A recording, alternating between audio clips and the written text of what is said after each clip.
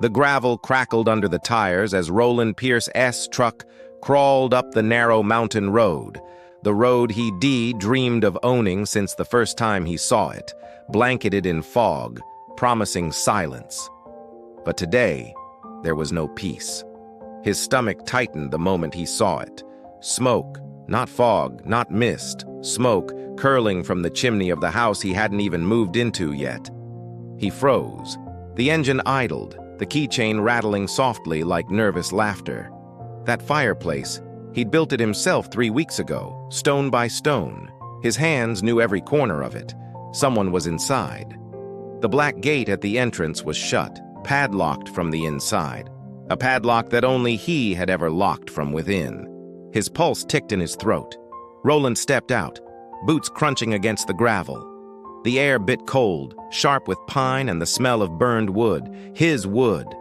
Then he saw it, a silver SUV parked by the shed. He didn't recognize it. He shouldn't have.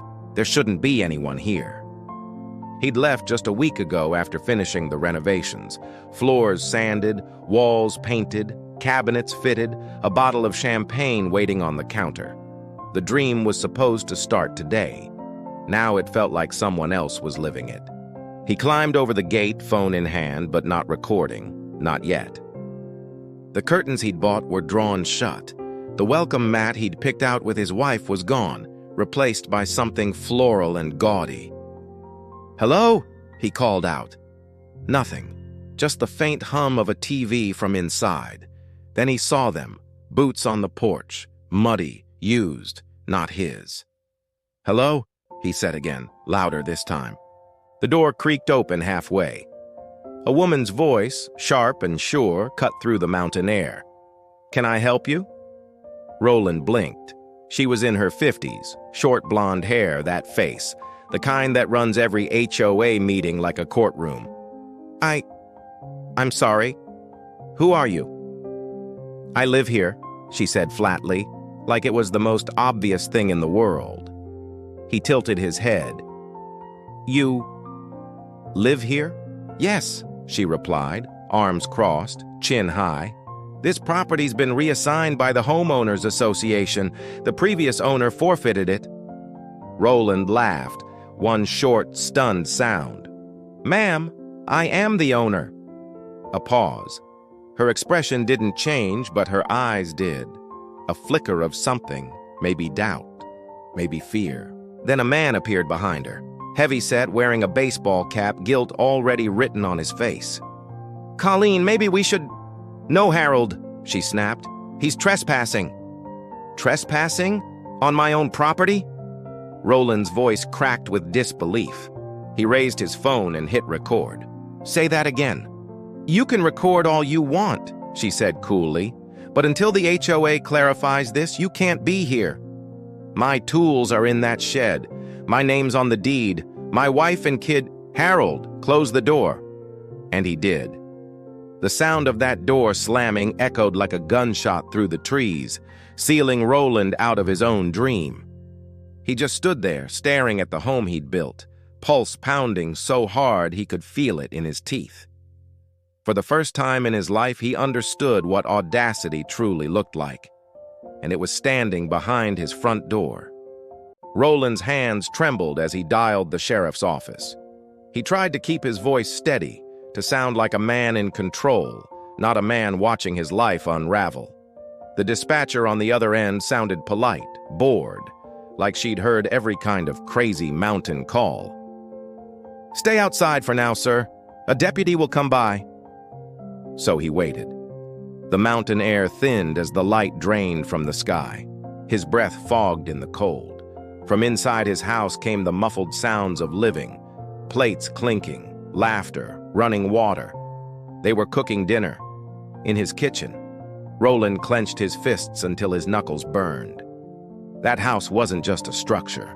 It was his redemption, proof that every 16-hour day and every dollar scraped together had meant something. He had bled into those walls.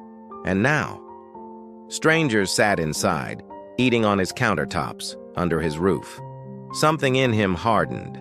By the time headlights cut through the twilight 40 minutes later, Roland had stopped pacing. The sheriff's SUV crunched up the gravel and came to a slow halt. Deputy Conrad stepped out. Mid-50s, tired eyes, salt and pepper mustache, and the body language of a man who'd rather be at dinner than in a standoff. "What seems to be the issue here, sir?" Roland gestured toward the house, disbelief bleeding into his voice. "That's my property. A family's moved in. I have the deed, the paperwork, everything."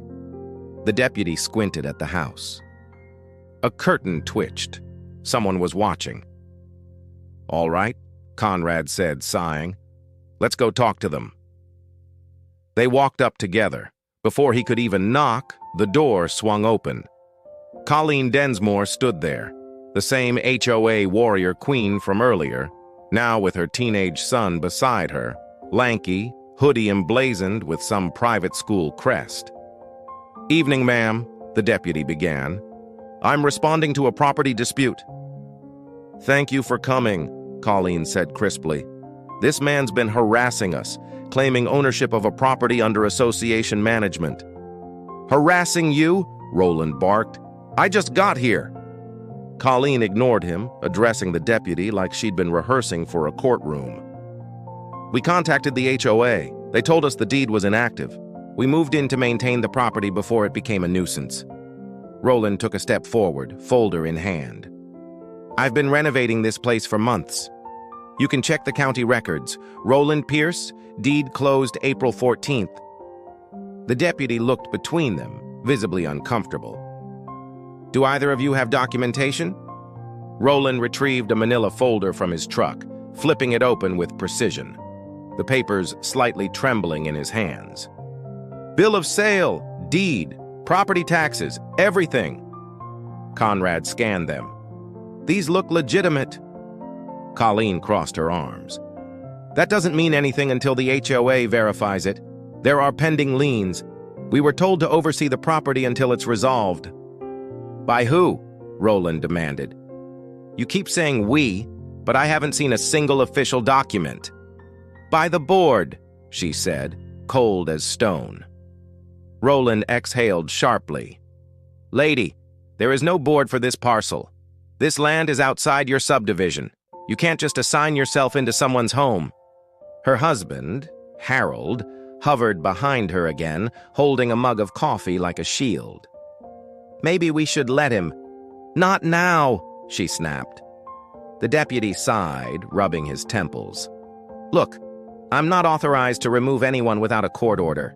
This looks like a civil dispute, Mr. Pierce. You'll need to contact the magistrate Monday morning." Roland stared at him.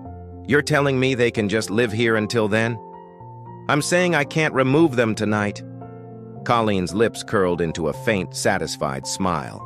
"See? There's a process, Mr. Pierce. I suggest you follow it." "You broke into my home," Roland said, his voice trembling with rage. "Changed my locks. You're cooking in my kitchen. That's not a dispute, that's a crime." The deputy didn't look at him, just gave that tired, neutral look of a man too used to chaos to care who was right. "We didn't break in," Colleen said sweetly. "The door was unlocked." Roland's jaw clenched. "Because I hadn't installed the deadbolt yet." Conrad closed his notebook. "I'll file a report. Both parties will get copies. Let the courts handle it." The patrol car rolled away, its taillights disappearing into the darkness, leaving Roland alone with the sound of laughter echoing through his own windows. He called his wife, Marlene. "You're not going to believe this," he whispered. "There's a family living in our house." "What? Like squatting?" "Worse," he said. "They think they own it, and the deputy wouldn't remove them. Roland, call a lawyer. Don't stay there alone." "I'm not leaving," he said. "Not until I figure this out." He hung up and sat on the tailgate, staring at the fading glow from inside his stolen home. The silhouettes danced across the curtains, laughing, moving, belonging. It hit him then, maybe for the first time, that there are some things the law can protect you from. It was still his house. The walls, the beams, the soil beneath. But it no longer felt like it belonged to him. Roland lifted his phone and hit record. His voice was quiet, measured. "This is day 1. I'm documenting everything." Behind him, the mountains stretched like silent witnesses. They'd seen storms, landslides, fires, but maybe never anything this absurd. He didn't sleep that night. He sat in his truck at the bottom of the drive, headlights off, heart burning. Every time he closed his eyes, he saw Colleen Densmore's face, that smug composure, that sense of authority that came from pure delusion. By sunrise, fog rolled low across the ridge, pale light cutting through the mist. Roland climbed out, his body stiff but his resolve sharper than ever. He spoke softly into the camera. "It's 7 a.m. Saturday. They're still inside. My property. Purchased April 14th. They're squatting illegally." Before he could reach the porch, the front door opened. Colleen stood there in a robe, coffee mug in hand, like she owned the sunrise. "You're still here," she said, voice laced with false surprise. Roland steadied his phone. "You didn't leave my house, so yes, I'm still here." She smiled, a polite, poisonous smile. "Mr. Pierce, I already told you, until the HOA resolves this, you have no right to occupy this property." He lowered his phone, incredulous. "You realize how ridiculous that sounds, right? You're saying a homeowners association outranks the state of North Carolina?" "This isn't North Carolina," she snapped quickly. "It's South Carolina jurisdiction up here." Roland blinked. "Lady, we're standing in Avery County, North Carolina. The state line's 30 miles south." Her husband, Harold, appeared behind her again, scratching his head. "Colleen, maybe we should—" "No, Harold," she barked. "We're doing the right thing. The board asked for volunteers. I'm not backing down just because this man raises his voice." Roland took a step closer, anger breaking through the disbelief. "No board asked you for anything. You saw an empty house and decided to play Queen of the Mountain." "You can't talk to me that way," she snapped. "I'm protecting the neighborhood." "You can't just buy land here and ignore your responsibilities to the community." "My responsibility," he shot back, "doesn't include letting you steal my home." Their teenage son, Gavin, hovered in the doorway. Tall, awkward, hoodie zipped up to his chin. "Mom," he muttered, embarrassed. "Maybe we should just go." "Go where?" she snapped. "We've worked on this place already." Roland stared, stunned. "Work? You mean painting over my kitchen cabinets? Changing my locks?"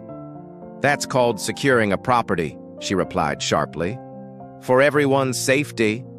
He almost laughed, the kind of laugh that comes before breaking. "You broke into my house and think you're doing me a favor?" Colleen folded her arms. "We'll see who the court believes." Roland lifted his phone again, steady as stone. "This is the Densmore family," he narrated. "Illegally occupying my property. They've changed the locks and claim an HOA reassignment." Something flickered in Colleen's eyes, fear or rage, but she held her smile. "If you post that online, you'll regret it," she warned. Roland didn't answer. He kept filming. The porch, the floral welcome mat, the new house number, the wind chime she'd hung as if marking her territory. By mid-morning, the noise had drawn a small crowd. Neighbors stood by the road, murmuring. One of them, an older man with a thermos, called out. "What's all this?" Roland explained. How he'd bought the place, fixed it up, came back to find squatters. The man frowned. "Yeah, that sounds like Colleen. She fined me last year for painting my shutters the wrong shade of green. HOA's been her little kingdom since her husband retired." "Hey now," Harold muttered, face flushing. "We're just following the rules." "What rules?" Roland snapped. "The ones you invented?" Colleen glared at the old man. "You don't speak for the association, Royce. You've been in violation since you built that shed?" Royce smirked. "Built that shed 20 years ago. You've been here 6, lady, and you've been playing sheriff ever since." The argument drew more people out. Even hikers stopped to film. Roland didn't care. The more cameras, the better. He pointed at the driveway sign. "You see that? That's my name on the mailbox, my signature on the property marker. Check the county assessor's website. This parcel isn't under any HOA." Colleen's voice rose to meet the murmurs. "Don't believe everything you read online. The county hasn't updated their records yet." Royce shook his head. "You've lost it, Colleen." Silence fell. Even the wind seemed to pause. Roland broke it, voice low but firm. "You've got 1 hour to pack. After that, I'm calling my lawyer and filing a trespass report." Colleen didn't flinch. "You'll regret that." He met her eyes. "No, ma'am. I think you will." He turned away, hands trembling, not from fear, but from the sheer insanity of it all. The camera was still rolling. This time, he'd make sure the world saw. By noon, it already had. The video hit social media, reshared, debated, dissected. Some offered legal advice, others called it fake. But Roland didn't have time to scroll. He was already on the phone with his attorney, Anthony Riles. "Don't escalate," Anthony warned. "I'll be there this afternoon. Let the law do the work." Roland ended the call, eyes fixed on the house that no longer felt like home, unaware that Colleen Densmore was already planning her next move, and it wasn't going to be legal. The next morning, the mist hung low over the mountain ridge as Roland Pierce stood by his truck, jaw tight, exhaustion etched deep beneath his eyes. He looked like a man running on resolve alone. The first deputies had left the night before, saying it was a civil matter, and that phrase looped in his head like an insult. At 1 p.m., gravel crunched beneath fresh tires. A new patrol car eased up the drive. 2 young deputies stepped out, Hernandez and Lowell, hands resting casually near their belts, eyes sharp, assessing. Roland strode forward, folder in hand like a man clutching proof of his sanity. "Officers, I'm glad you're here. I've got the deed, the title, everything. These people broke into my home." Hernandez gave a measured nod. "All right, sir. Let's hear from both sides before we make a call." And right on cue, she appeared. Colleen Densmore. Floral robe, manicured nails, smug calm. She smiled like a hostess greeting guests for brunch.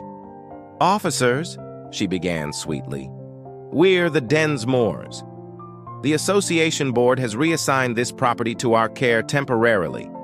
Safety concerns, you understand. There's been some confusion, but we're cooperating." Lowell frowned. "You have documentation for that?" Colleen disappeared inside, re-emerging with a polished folder, emails, fake HOA minutes, an official-looking seal that meant nothing. Roland crossed his arms. "That's not legal. That's a neighborhood committee, half a mile away. This property isn't part of it." Hernandez flipped through the papers, brows drawing tighter. "These don't look like county records." "They're not," Roland said quickly, thrusting forward his own certified deed. "Check the parcel number. It's outside their jurisdiction." Colleen's veneer cracked. "He's twisting the facts. The association extends beyond those lines." "It wasn't abandoned," Roland snapped. "I've been restoring it for months. There are receipts, photos, permits, everything." Lowell sighed. "This looks like one of those civil gray zones." Roland's voice rose, anger breaking through. "Gray zone? They're living in my house." From inside, Harold Densmore appeared, clutching a dish towel like a flag of truce. "We didn't mean harm. We just thought—" Roland cut him off. "Thought what? That you could just move in?" Colleen turned sharply. "Stop apologizing, Harold. He's trying to intimidate us." Hernandez stepped between them. "All right, everyone. Breathe. No one's getting physical. We'll file a report, but without a court order, we can't remove them today." Roland's jaw clenched. "So they stay?" Lowell nodded uneasily. "For now." "File for a writ of possession with the magistrate." Colleen smiled faintly, victory glinting in her eyes. "You see, Mr. Pierce, Not as simple as you thought. Roland turned away, pacing. This is insane, he muttered. You're letting squatters live in my home. The deputies didn't respond. They just handed him a card with a case number and the hollow comfort of bureaucracy. As they drove off, Colleen stepped onto the porch, arms folded, voice soft and poisonous. Tough break, huh? Bureaucracy's brutal. Roland stared at her, trembling with disbelief. You're criminals, he said quietly. Her lips curled. Careful, Mr. Pierce. Words can sound threatening on video. That last line chilled him. She wanted him to explode. He could see it, the trap in her eyes. So he raised his phone instead. Keep talking, Colleen. Every word counts. She smirked, turned, and closed the door with a slow, deliberate click. By late afternoon, the mountain road had turned into a parade of cars. Neighbors stood watching from the fence line, some whispering, some filming. He caught fragments of talk. Outsider. Developer. Not one of us. The word outsider echoed like a hammer in his chest. Then, at last, Anthony's black sedan appeared, dust trailing behind. Roland felt his breath ease for the first time in hours. The lawyer stepped out, sleeves rolled up, expression grim. All right, he said. Let's make this right. They walked toward the cabin together, but then froze. A paper flapped on the front door, bold letters catching the sunlight. Notice of temporary occupancy, authorized by Ridge Valley HOA Board. Anthony tore it down and handed it to Roland, his face darkening. This isn't law. It's theater. No county seal, no reference number, just intimidation. Roland's voice was tight. They just made this up, Anthony nodded. And they're hoping you'll lose your temper. Don't. From inside came Colleen's voice, smooth and smug. You can take that down, counselor, but it won't change anything. The board has authority. Anthony called back firmly. Mrs.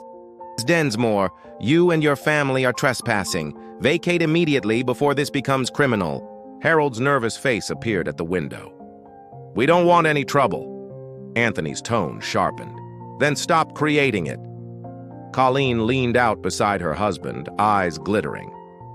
We're not moving until this is clarified in writing. Roland met her stare through the glass and whispered to himself, Then I'll give you all the paperwork you'll ever need. Roland's patience finally cracked. It's in writing, Colleen. It's in the deed. In my name.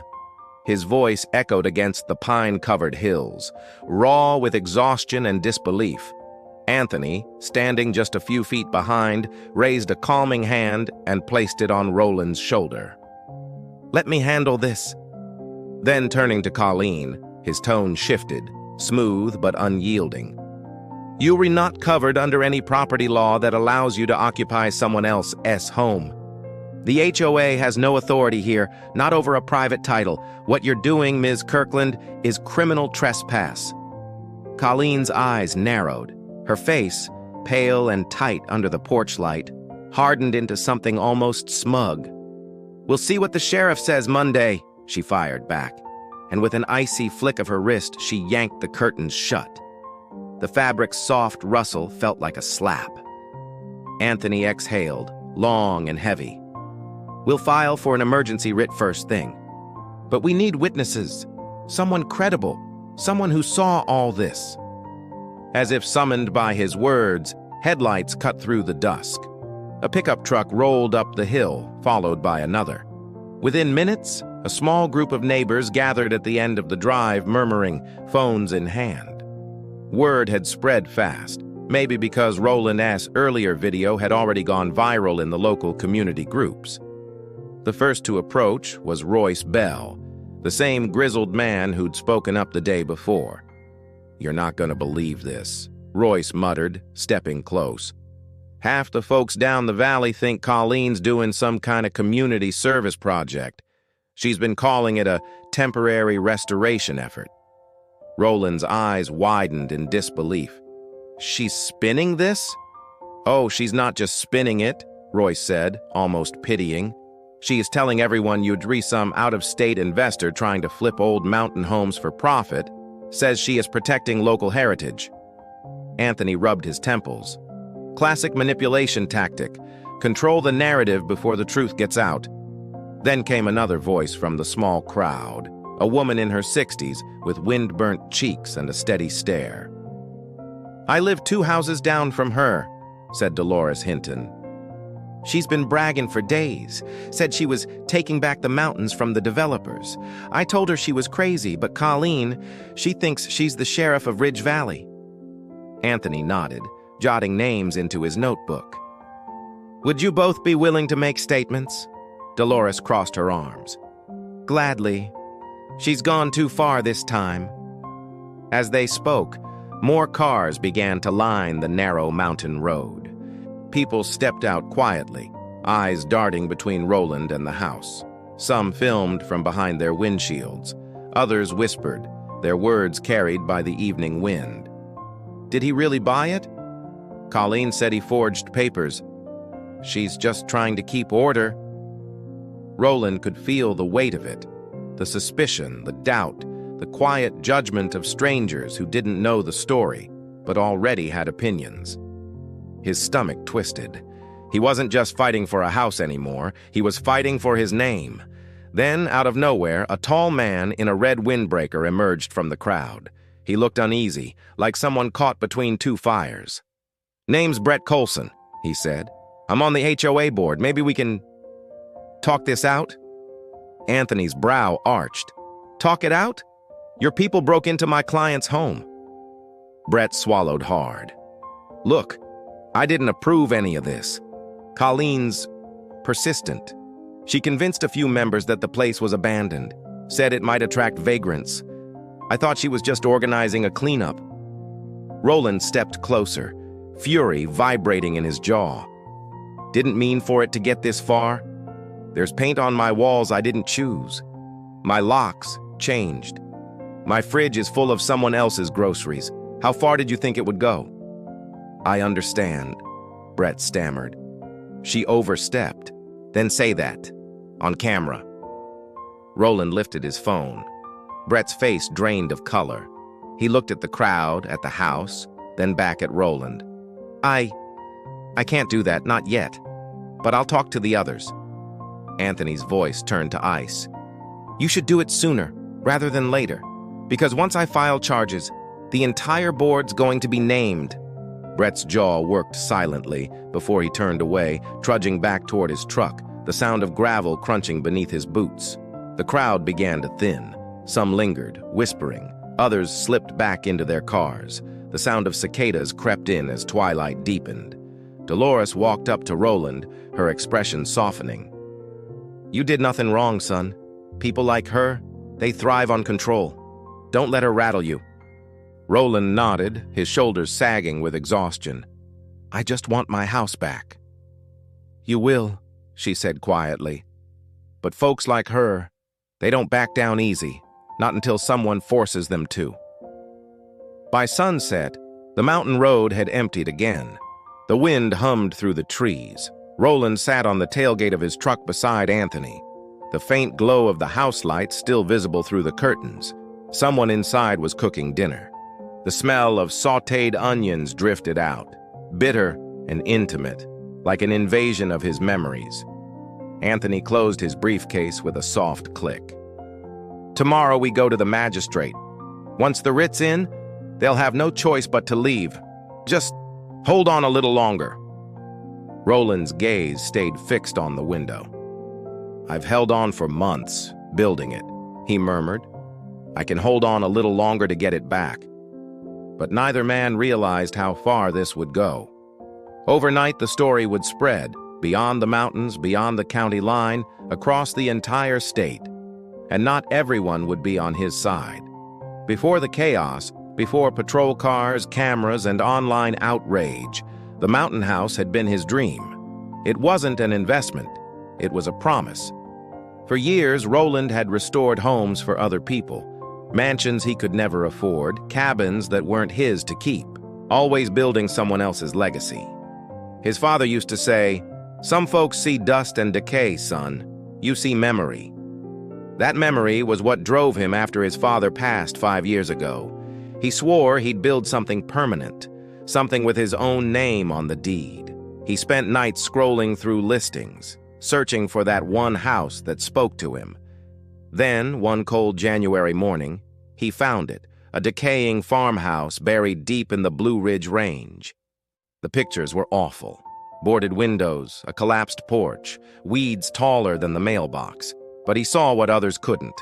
Beneath the ruin, there were bones. Good bones. He drove out that weekend. The road was narrow and steep, but when he saw it, the old white house against the winter sky, his heart knew. It was the one. His father would have called it destiny. Now, standing there again, watching strangers live inside it, cook inside it, he felt like he was watching a piece of himself held hostage. And as night swallowed the valley, Roland whispered to himself, "They think this is over. It's not even close." The road that led to the mountain house was never meant to be easy. It curled through switchbacks and narrow cuts of fog, the kind that made you question if you were driving through cloud or dream. When Roland reached the ridge that first winter morning, he stepped out into a silence so pure it felt sacred. The wind rolled down the slopes, carrying the faint scent of pine and something older, something that had waited for years to be found again. The property had belonged to a retired school teacher, a widow who'd passed a decade earlier. No one ever claimed it. Her distant relatives scattered to other states, the deed forgotten, the home left to the mercy of rain and time. The locals called it the widow's house. Most stayed away, saying she still walked the halls at night, correcting invisible papers with her red pen. But Roland Pierce didn't believe in ghosts. He believed in restoration. To him, the house wasn't haunted, it was sleeping, and he was the kind of man who woke things up. He closed the deal within a month. Every Friday after work in Charlotte, he'd load his old Chevy with plywood, paint, and tools, then drive 3 hours up into the Blue Ridge. He slept on an air mattress in the living room, wrapped in a sleeping bag, the mountain wind whistling through cracked panes. When the nights grew too cold, he'd light a small fire in the hearth and watch the orange glow chase the shadows from the corners. It was backbreaking work. The place had no power, no water, and a roof that leaked like confession. But slowly, through blisters and long nights, he brought it back. He tore out rotted boards, scrubbed years of mildew from the walls, and rewired the fuse box by hand. One weekend, his wife Marlene drove up to help. She stood barefoot on the porch, hair pulled back, watching him sand the front door under the afternoon sun. "You really think this place can come back?" she asked, half teasing, half worried. Roland smiled, sweat streaking down his temple. "It already is. You just can't see it yet." Their son Caleb came up once, too, 15, eyes always on his phone, unimpressed by old wood or sawdust. But even he smiled when they lit the fireplace for the first time. "Smells like a cabin," he mumbled before falling asleep beside his father, the glow of the fire painting gold across his face. That night, with his boy's head resting against his arm, Roland decided this wasn't just a renovation. It was a resurrection. By spring, the transformation was breathtaking. Fresh cedar steps, polished floors, a roof that no longer sighed with every gust. The beams stood proud again, like they'd been waiting for someone to remember them. He replaced the cracked stone path, planted wildflowers along the porch, and built a swing from old oak. Every inch bore his fingerprints. He could already see the future.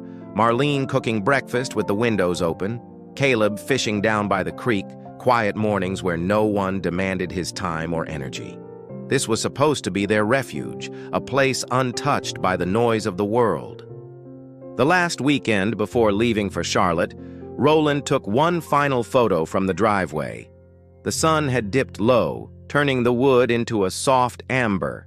He posted it online with a caption, "Hardest project of my life, but worth every drop of sweat."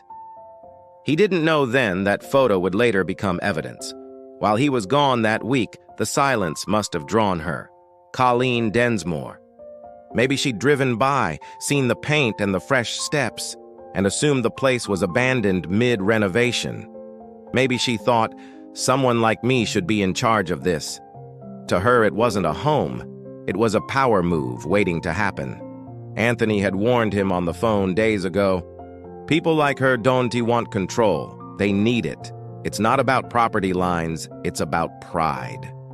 Now, sitting in his truck with cold coffee and heavy eyes, Roland scrolled through those old photos. The new floors, the gleaming door, Caleb smiling by the fire. Each one time-stamped, each one proof that his sweat and blood built this place. Yet standing there now, it felt like the mountain itself was questioning who really belonged. The peace he built, the laughter, the warmth, the meaning, was being hijacked. All because someone like Colleen decided her self-righteous authority meant more than his labor, more than his legacy. But the mountain wasn't done with him. Because by Monday morning, that silence he once loved would be broken. Not by wind or birds, but by the hum of news vans, curious locals, and the low whir of drones circling above the tree line. The story had spread overnight. Every headline carried his name. Man buys abandoned home, finds strangers living inside. HOA war in the Blue Ridge. Who really owns the mountain house? Anthony S.'s phone would not stop buzzing as they drove to the magistrate's office in Boone. 3 journalists want statements, he muttered. Don't say a word until the filing's complete. The internet twists a sentence faster than a lawyer can fix it. Roland stared out the window at the road curling through the mist. I didn't want any of this, he said quietly. I just wanted my place back. I know, Anthony replied, voice calm but firm. But you're in it now. Let's handle it right. By noon, they had what they needed. The magistrate's signature on a temporary writ of possession authorizing law enforcement to remove anyone unlawfully occupying the property. When Roland held that document, it felt like holding oxygen for the first time in days. So this means, Anthony nodded. It means you're about to get your house back. They drove straight up the mountain. Gravel crunched under the tires. The silver SUV was still there. But as the house came into view, both men froze. A new sign had been staked in the yard, painted in thick black letters. Community Restoration Project, Protected Property. Roland slammed the brakes. You've got to be kidding me! Anthony stared in disbelief. She doubled down. They got out and walked toward the porch. From inside came the sounds of chatter, footsteps, clinking dishes, laughter. Not just Colleen's family this time. 2 women were rearranging furniture, a man was painting near the window, and there, at the center like a queen bee, stood Colleen Densmore, clipboard in hand, giving orders as if she owned the place. Colleen! Roland's voice thundered up the steps. What the hell are you doing? She turned, perfectly composed, coffee in one hand, clipboard in the other. Oh, Mr. Pierce, she said sweetly. We're preparing for inspection. This property's been approved as part of a community housing initiative. Anthony stepped forward. Approved by who? The Ridge Valley Board, she said with that polished politician's smile. We held a special session last night. Anthony opened his briefcase and pulled out the writ. His voice cut through the mountain air. You can save your speeches, Mrs. Densmore. This, he held the paper up, is a court order. You are to vacate the premises immediately. For the first time, Colleen Densmore's expression faltered. The certainty that usually gleamed in her pale gray eyes dimmed, just for a second.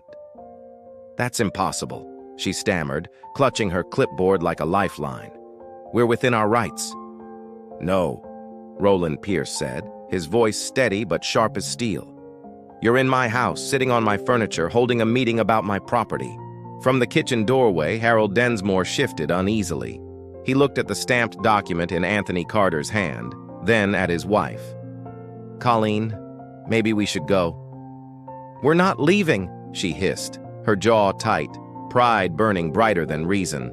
Anthony raised his hand subtly, signaling to the deputies who had just pulled up, the familiar rumble of a county cruiser rolling to a stop behind Roland S. truck. The doors opened, and Deputies Hernandez and Lowell stepped out. Same officers as before, but this time their posture was different, firmer, final. "Afternoon, folks," Hernandez said evenly, stepping through the doorway. "We've got a court order. Everyone not listed on the deed needs to vacate the property immediately." The air went still. A paint roller slipped from one woman's hand, landing with a splat on the hardwood. The sound echoed through the house like a gavel. Colleen's voice trembled for the first time. "This isn't over. We're filing an appeal." "You're free to do that," Anthony replied from the porch. His tone was professional, clipped, but not from inside this house. Lowell handed her a folded copy of the writ. "You've got 1 hour to remove your belongings. After that, anything left inside will be considered abandoned." Roland leaned against the doorframe, silent, watching her unravel. The poise, the command, the self-importance, all of it was crumbling in slow motion. Harold started gathering boxes without another word. Their teenage son, Gavin, looked mortified as he packed clothes from the guest room, his eyes fixed on the floor. Outside, neighbors gathered again, drawn by the spectacle, phones raised, murmurs spreading like wildfire. Royce Bell stood by the gate, arms crossed, the faintest smirk tugging at his lips. "About time," he muttered, loud enough for Colleen to hear. Colleen spun toward him, her voice sharp and brittle. "You all think this is funny? You'll regret siding with him. This changes everything around here." Roland met her glare. "You already changed everything, Colleen. You turned good neighbors into witnesses." Her lips parted, but nothing came out. For a fleeting moment, the control she built her identity around, the dominance she wielded over the entire community, slipped right through her manicured fingers. When the deputies finally escorted the Densmores out an hour later, Colleen still tried to keep her chin high, but her eyes betrayed her. Not remorse, humiliation. Harold carried the last box, shoulders bent, gaze low. Gavin trailed behind, earbuds in, as though music could drown the shame. Anthony rested a hand on Roland's arm. "It's over." Roland nodded, though his chest felt hollow. "It doesn't feel over." Anthony looked out toward the ridge, where the sun had begun to dip behind the pines.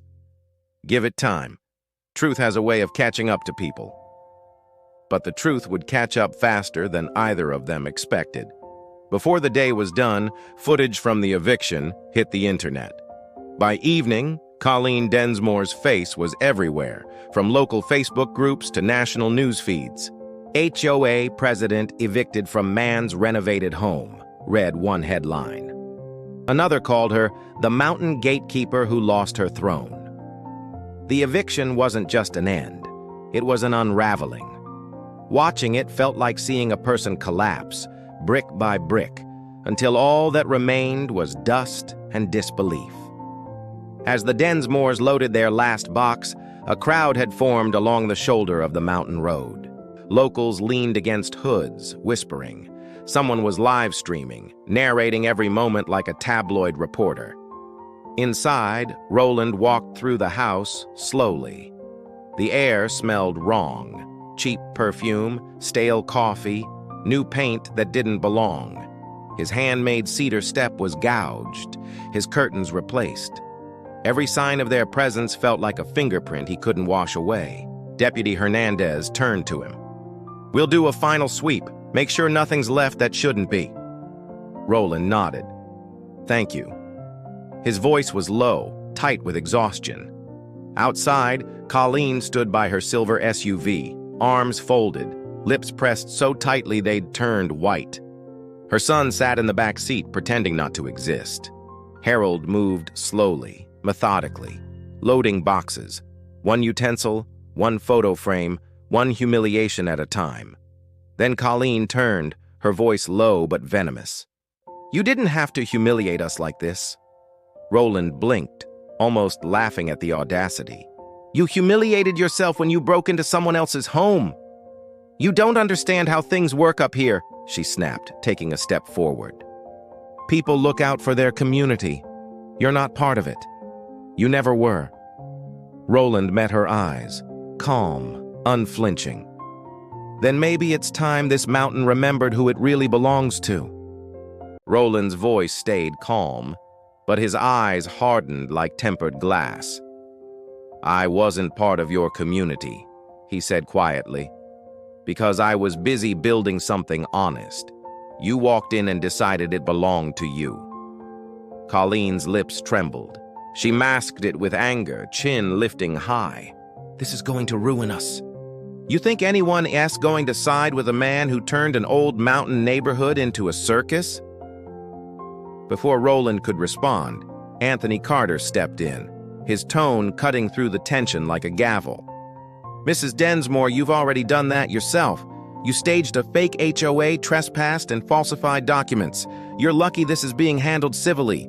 A flush crept up Colleen's neck, her composure unraveling beneath the eyes of neighbors, deputies, and cameras. Every lens pointed at her, every whisper slicing through the brittle armor she'd worn for years. She glanced at her husband, who was closing the SUV's trunk. "Colleen," Harold Densmore said finally, his voice quiet but resolute. "Let's go." There was no fight left in her tone now, just disbelief. Her mouth opened, but no sound came. Then, like someone turning the last page of a long story, she simply obeyed. She climbed into the passenger seat, shut the door, and stared ahead. The SUV rumbled to life, tires grinding over gravel until it vanished behind the tree line. Silence. Not triumphant, just heavy.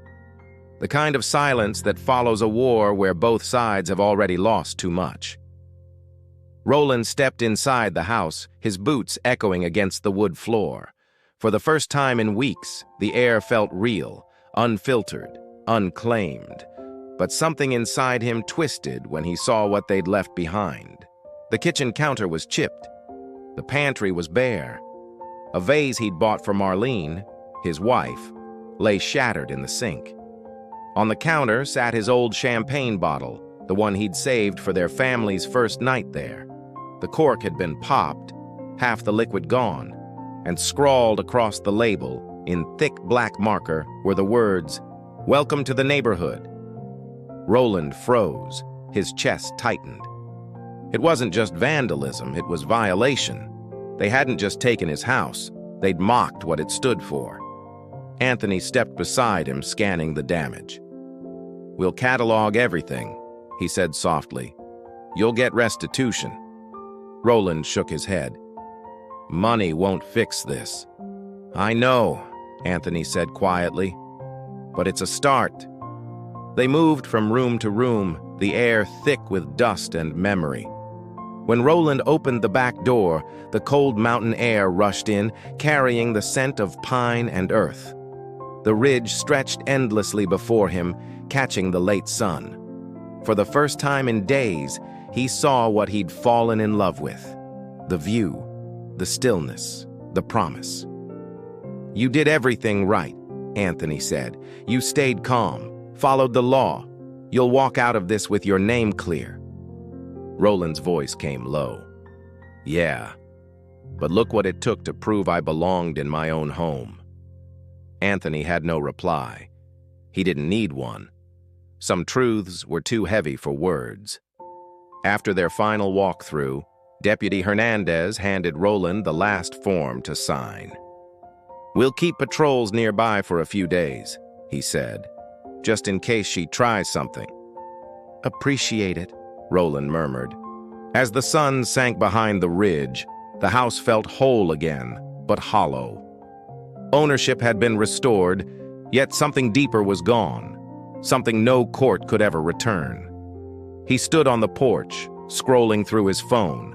Hundreds of comments flooded his feed. Some called him a hero, others accused him of stirring trouble.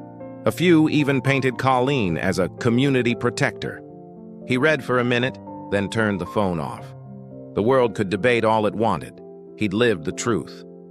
He looked at the darkening sky, whispering to the quiet house, "You're home, old friend.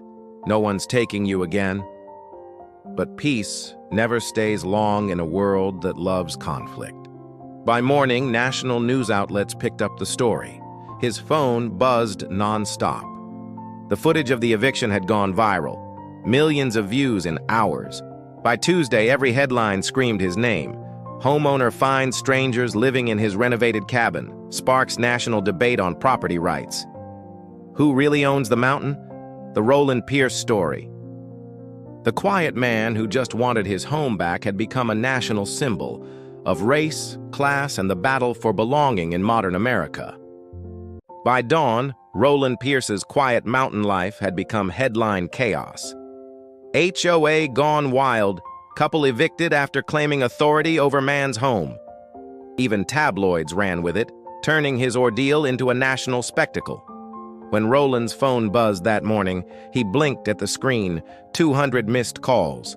The first voice he heard was Marlene's. "You're on TV, Ro, CNN, Fox, everywhere. They're showing the video." He rubbed his eyes. Which one? The one from the eviction. The moment she called the deputies corrupt. Somebody uploaded the whole thing. It's viral. Roland sat on the couch, still refusing to sleep in his own bedroom. It felt haunted, not by ghosts, but by intrusion. "I didn't post that," he muttered. "I know," Marlene said, "but people are reposting it. Everyone's talking about how calm you were. Some are calling you a hero." He gave a dry chuckle. "A hero for getting robbed of my own house. That's rich." "Ro, maybe you should come home for a few days. Let it cool down." "I can't," he said quietly. "Not yet." Outside, gravel crunched. Anthony Carter's truck.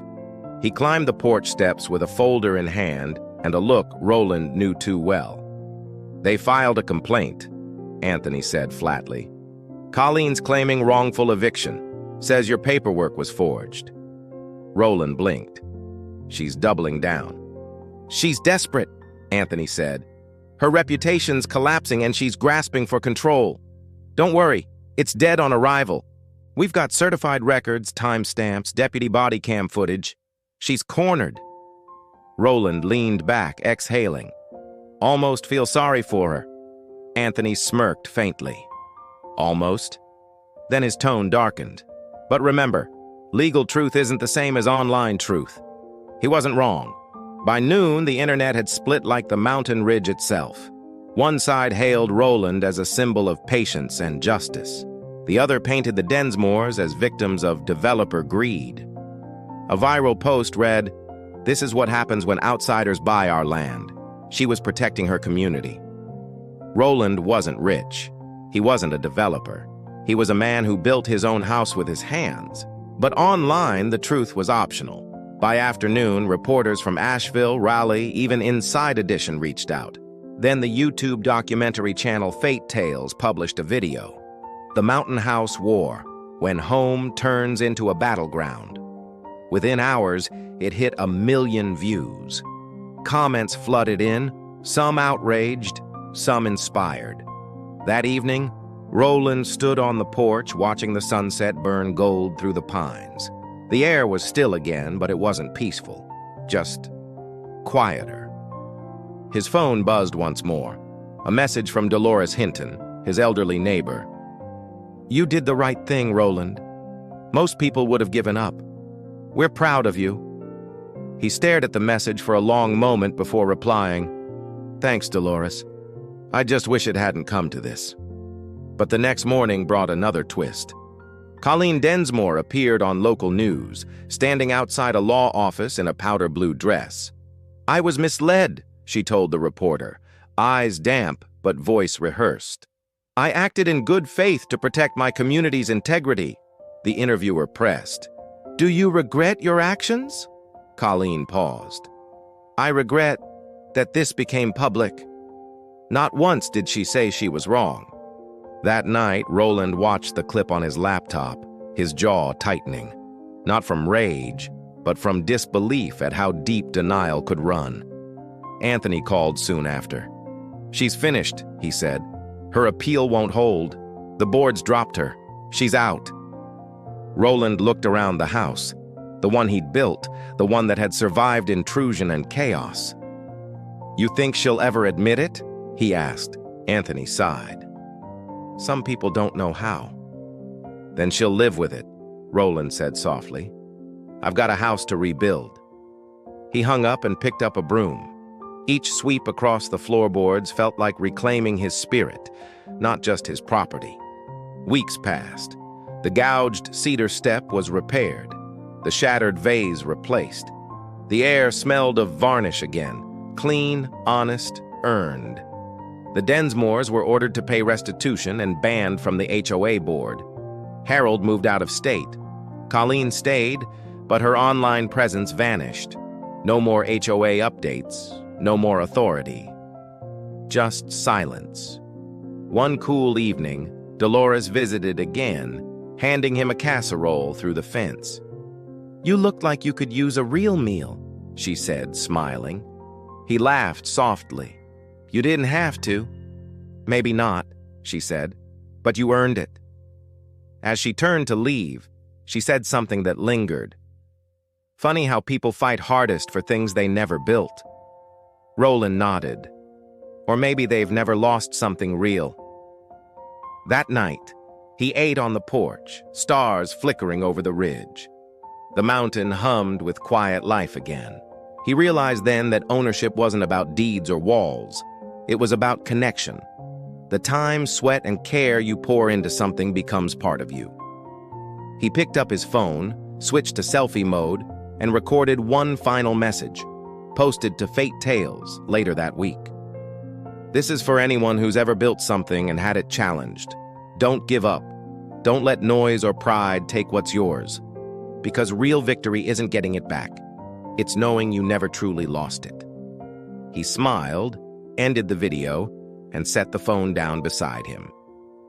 Above the ridge, the night wind whispered through the pines. The house stood still, whole, and honest again. For the first time in months, Roland Pierce wasn't fighting to prove anything. He was just home. Fate Tales. The Mountain House War, a true story about pride, control, and the meaning of ownership. Subscribe to Fate Tales for more real human stories that remind us how truth and perseverance can still rebuild what has been broken.